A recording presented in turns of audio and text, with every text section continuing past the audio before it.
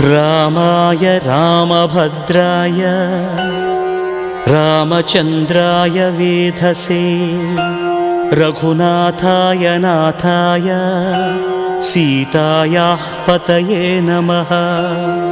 श्रीराम राम रघुनन्दन राम राम श्रीराम राम भरताग्रज राम राम श्रीराम राम रणकर्कश राम राम श्रीराम राम शरणं भव राम राम श्रीरामचन्द्र चरणौ मनसा स्मरामि श्रीरामचन्द्र चरणौ वचसा गृह्णामि श्रीरामचन्द्र चरणौ शिरसा नमामि श्रीरामचन्द्र चरणौ शरणं प्रपद्ये।